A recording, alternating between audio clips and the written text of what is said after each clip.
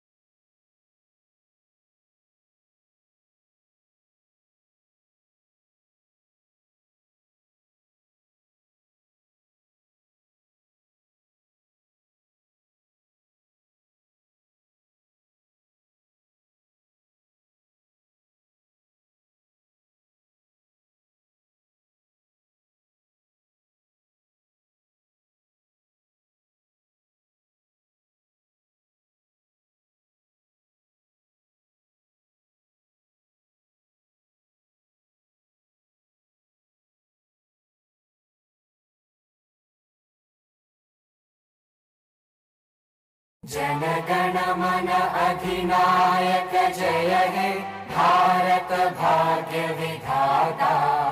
Punjab Sindh Gujarat Maratha Dravida Utkal Vanga, Vindhya Himachal Yamuna Ganga Ujjal जलधि Tharanga.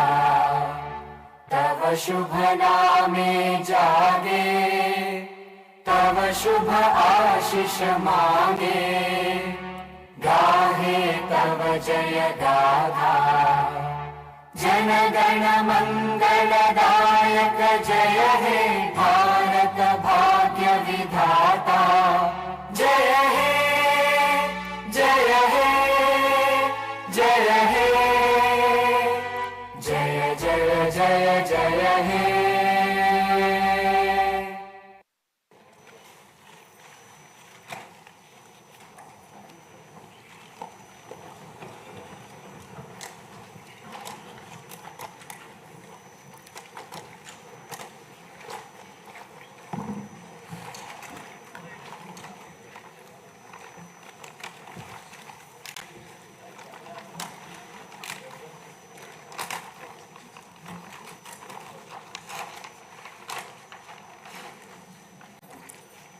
Honorable Chairman, Andhra Pradesh State Legislative Council, Honorable Speaker, Andhra Pradesh State Legislative Assembly, Honorable members of the State Legislature,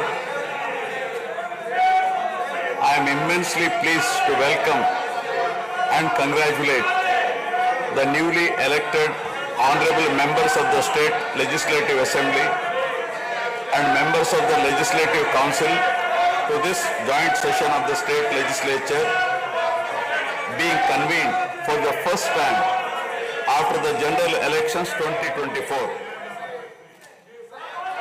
I would like to take this opportunity to commend the Andhra people's active participation in the electoral process. Their inspiration for change has been unambiguous. Now the responsibility of fulfilling their aspirations lies with all of you.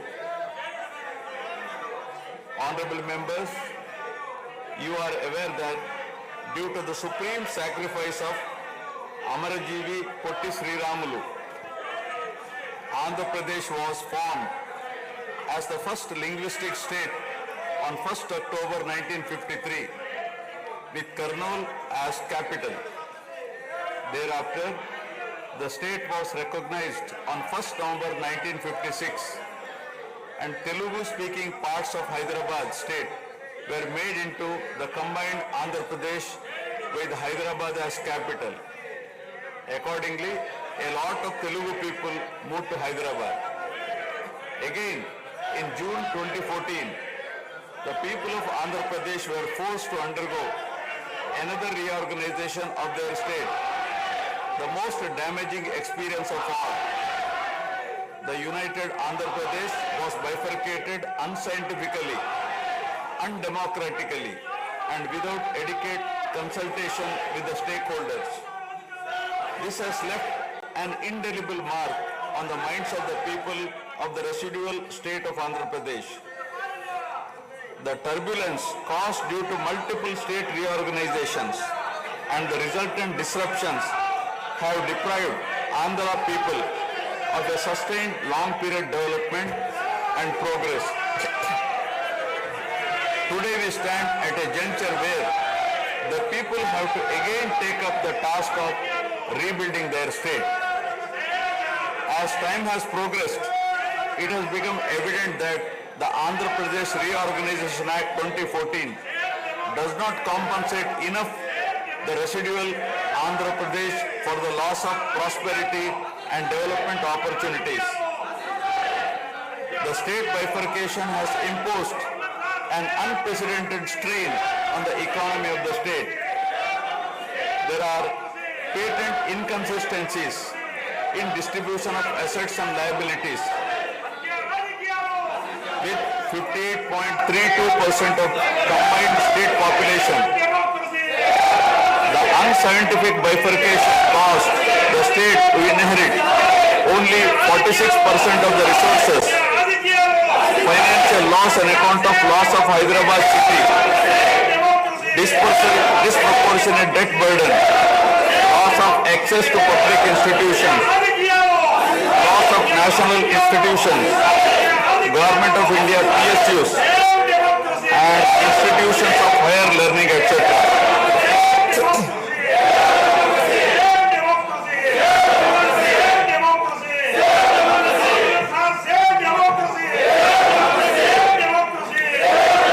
See that scientific criteria for apportionment were not adopted, while the residual state inherited huge revenue deficit.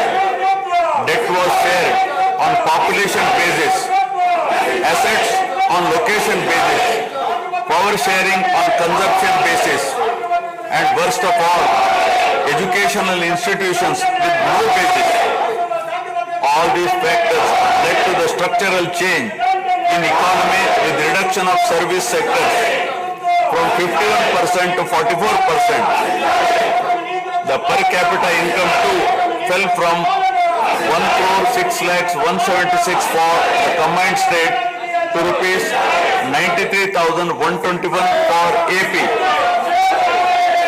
Notwithstanding the adverse impact of the state bifurcation and undaunted by challenges such as budgetary constraints, infrastructural deficiencies, and unresolved issues, the government converted every crisis into an opportunity during the period 2014 to 19. The government had laid a solid foundation for a vibrant, sunrise Andhra Pradesh.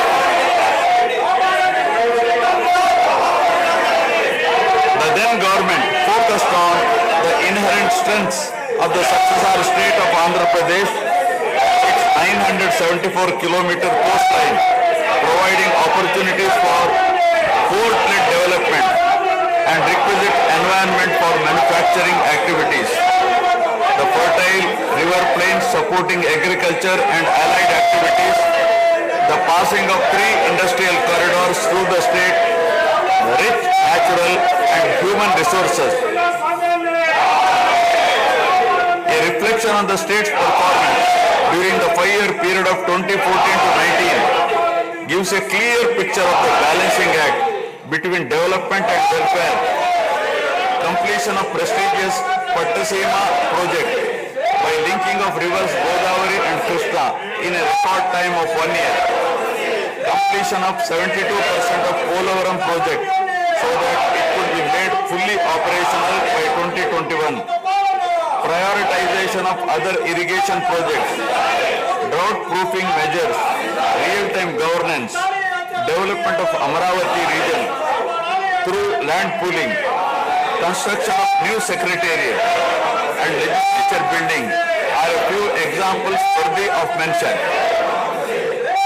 All the milestones achieved during 2014 to 19 were possible because of the visionary leadership of Sri Nara Chandrababu Naidu, the Honorable Chief Minister of Andhra Pradesh.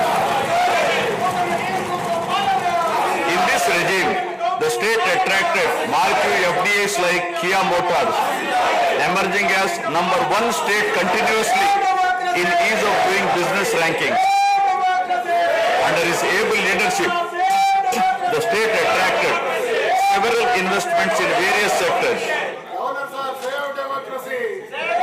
The government initiated development of Kakinada SEZ port, Bhavanapadu and Ramayapatnam ports, expanded airports and increased the state road network.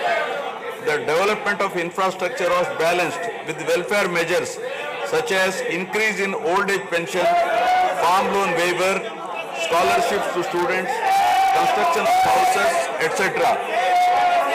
These development and welfare measures led to compound annual growth of 13.5% between 2014 to 19. While the state was set to take off on the path of high growth, the change of regime in 2019 again brought back the disturbing time for the nascent Andhra Pradesh. The state that already bore print of bifurcation in 2014 was rather unfortunate to have witnessed yet another bigger debacle in the form of inept governance, where the people were threatened and officers demoralized. In fact, the damage and losses during the period 2019 to 24 have been more severe compared to the state reorganization in June 2014. The government that assumed charge in 2019 started a destructive note with demolition of Praja Vedike that continued unabated till the end of the regime 2024. During this regime, democracy was at peril. People were in a state of fear and hardly enjoyed any freedom of living.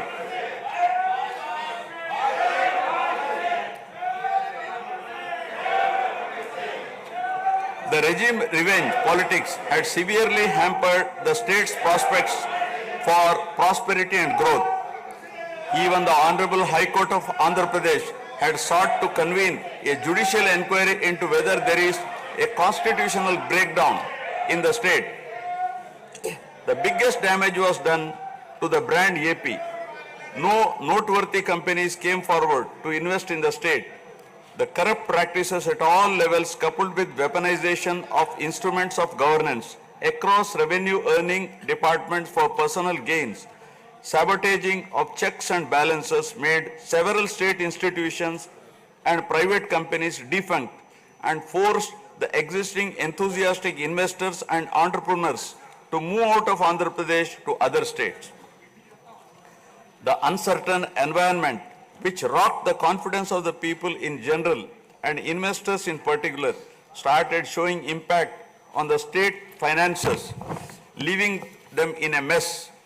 Fiscal prudence was abandoned. Expenditure was beyond means in spite of limited revenue growth, and debt and liabilities rose sharply. Financial management is manifested by diversion of funds, higher taxation despite high inflation, increase in power sector liabilities, neglect of capital expenditure which eventually resulted in slowing down of the economy. The enormous gap in resources was sought to be met repeatedly by borrowings through corporations and forcing them to spend on government expenditure, and in the process weakening the corporations.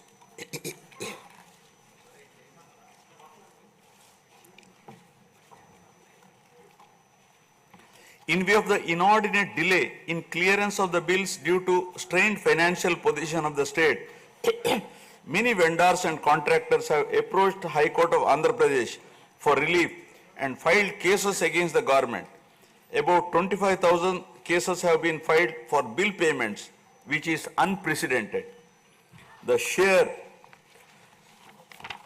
number of contempt cases with personal appearances and arrest warrants against officials in several cases resulted in systematic humiliation and victimization of bureaucracy.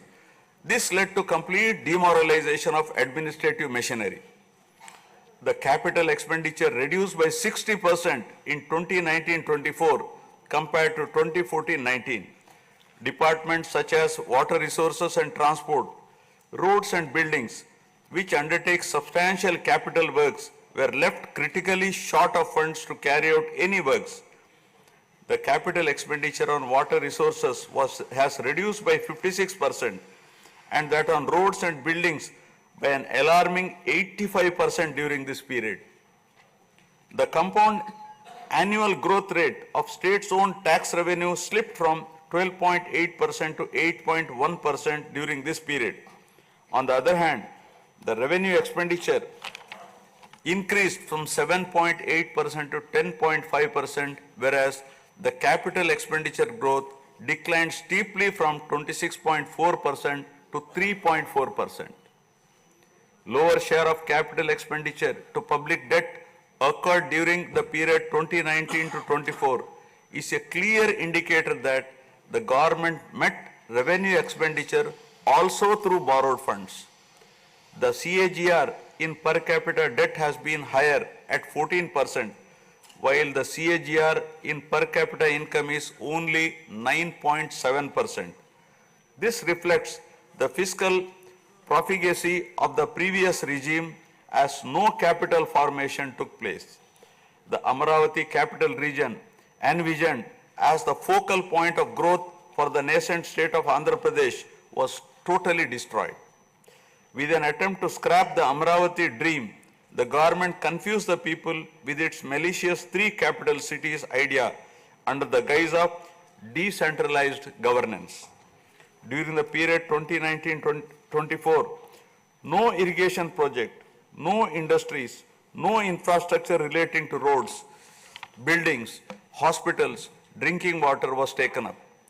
Cancellation of MOUs in energy sector and other infrastructure projects further demonstrated the negative attitude of the government. Such disastrous decisions, unmindful of consequences, have led to unrest among the youth and job aspirants. Prevalence of uncertain environment has eventually led the youth towards addiction of illegal substances, causing a drug menace. The mental unrest and agony were not limited to the geographical boundaries of the state. The Telugu speaking people all around the world were upset and demoralized by the uninspiring deeds of the government. They anxiously and desperately waited for a change in governance that would take them forward in the 21st century.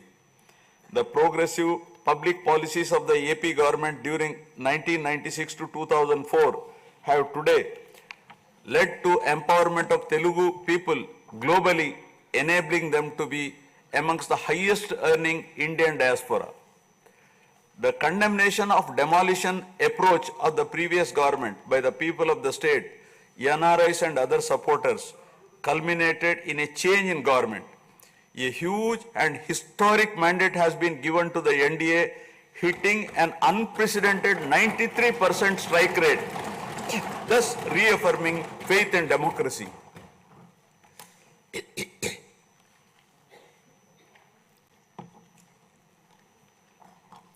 I sincerely congratulate the people of Andhra Pradesh for their wisdom in electing a government that discharges its duties with a futuristic view. Hordes of Andhra people had come from various regions to be part of this historic mandate in favor of future of Andhra Pradesh. The new government has a perfect blend of fresh and experienced honorable members in the assembly. I once again welcome all the members who will be instrumental in making right policies in the interest of good governance and in the spirit of cooperative federalism. Honorable members, at this juncture, I feel it is also important to recall the glorious past of Andhra Pradesh. Renowned as Annapurna, rice bowl of India, the state used to support other states in ensuring food security.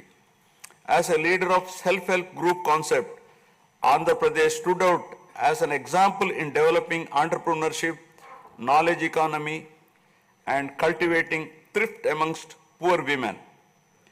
Use of IT in all areas of welfare and development was the cornerstone of state's vision.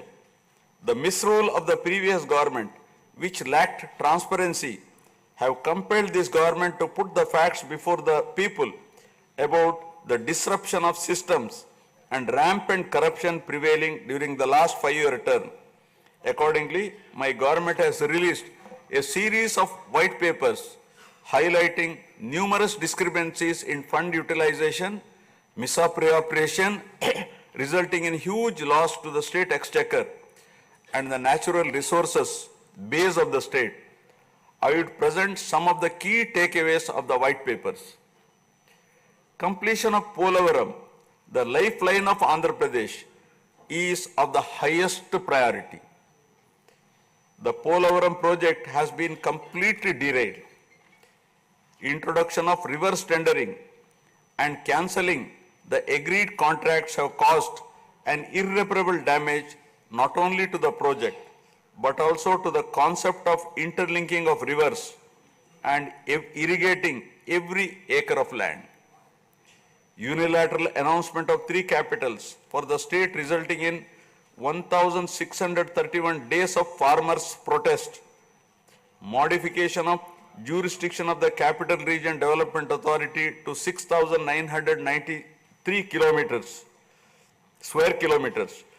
Shelving preparation of regional master plans. Completing the land acquisition in only 191 acres are some of the events that halted the progress of CRDA. This led to a potential loss of about 7 lakh jobs and estimated loss of wealth of about rupees 2 lakh crore along with loss of investment and growth opportunities. Andhra Pradesh, which enjoyed the distinction of being the first state in the country to have introduced reforms in the power sector in 1990s, had achieved energy sufficiency from 1996 to 2004. After bifurcation, the state faced an energy deficit of 22.5 MU per day. Again, by bringing second generation's reforms in energy sector and promoting renewable energy, the state become energy surplus by 2018. The state has witnessed an irreparable damage in the recent past. State energy sector has also suffered huge losses to the tune of rupees 1,29,503 crores during the period 2019 to 24. Misappropriation of natural resources such as land, mines and minerals and forests has been widespread. Land grabbing, misappropriation in allotment of house site pattas, violations in land allocation, assignment of land to ineligible beneficiaries, and Resurvey and AP Land Titling Act 2023 have completely eroded the confidence of the people during 2019-24. Put together, an amount of rupees 35,576 crore covering 1.75 lakh acres has been estimated as a loss, and the fundamental right of the people to own their property was affected. Looting of sand and mineral wealth is another area that resulted in huge loss to the exchequer and involved corruption. My government has initially estimated that an amount of rupees 19,000 crore has been lost due to illegal activities in these areas. Due to the unfriendly sand policy, 20 lakh construction workers have become unemployed. Due to the inefficient, inappropriate policy making and laxity in enforcement during the periods 2019-24, a cumulative loss to the tune of 9,750 crore has been incurred in mineral revenue. Huge damage has been done to environment. Smuggling of precious red sandals from forests has taken place with the revenue from the sale of red sandals dropping from rupees 1,623 crore in 2014-19 to rupees 441 crore in 2019-24. The destruction of mangrove forest land and Rishikonda Hill in Vishakhapatnam have also damaged the state's heritage and culture. The government misused law and order machinery during 2019-24 by harassing dissenting voices. There was rise in crime against women, children, atrocities on innocent people, especially the SC, STs and other vulnerable sections. The people lost faith in the government's ability to maintain rule of law.